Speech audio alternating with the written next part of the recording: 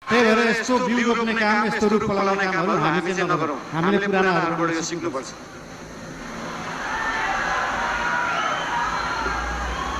र एउटा कुरा के भन्न चाहन्छु भने हामी नयाँ पार्टी हो, नयाँ सोचले गर्दा हामीले हरेक चुनावमा गएर एउटै एजेन्डा बोकेर जाने, सुशासन ल्याउँछु भनेको छ, सुशासनको लागि एजेन्डा बोकेको छ, सुकुम्बासी समस्या हटाउँछु भनेको छ। हामीले यही कार्यकालमा सुकुम्बासी समस्या समाधान गर्छौँ, यही कार्यकालमा सहकारी समस्या समाधान गर्छौँ।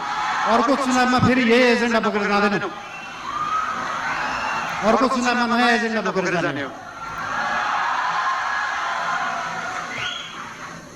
र भोलि पर्सि हुने चुनाव भयो अथवा केही भयो, चुनावमा कसैलाई सिसिएम बन्न मन लाग्छ, कसैलाई पदाधिकारी बन्नु भयो, ठिकै छ। बन्नु भएन भने पनि चिन्ता किन लिनु पर्दैन भन्दाखेरि हाम्रो गठबन्धनको सरकार होइन, हाम्रो एकल पार्टी सरकार हो।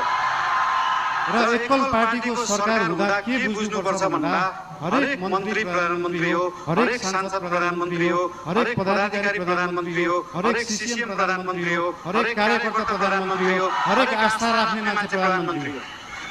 भोलि तपाईले सिसिएम जित्नु भएन, म सिसिएम भएको भए यो गर्थे भन्ने छ भने आउनुहोस्, भन्नुहोस्, पार्टीलाई भन्नुहोस्। भोलि तपाईँ सांसद हुन सक्नु भएको छैन, म सांसद भएको भए यो काम गर्थे भने लिएर आउनुहोस्। तपाईँलाई जे जे गर्न मन लाग्छ यो पार्टीले गर्छ, यो सरकारले गर्छ। र हाम्रो पार्टीका पदाधिकारीहरूलाई सरकार र पदाधिकारीहरू, सिसिएमहरू विभिन्न जिल्लाबाट आउनु भएको छ। उहाँहरूसँग कनेक्ट भएर उहाँहरू सरकार एउटै हो भन्ने उहाँहरूलाई चाहिँ अनुभूति गराउन अझै पनि उहाँहरूलाई अनुरोध गर्न चाहन्छु।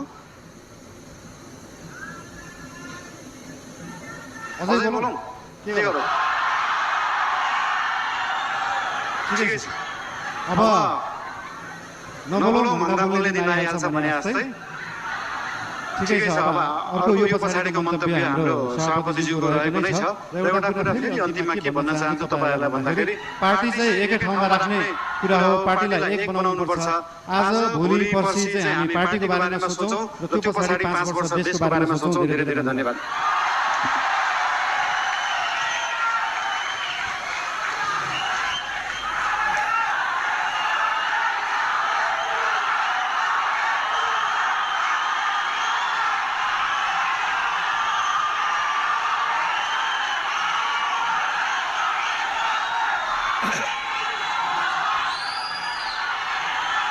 अब एकैछिन धैर्य धारण गरिदिनुहोस्।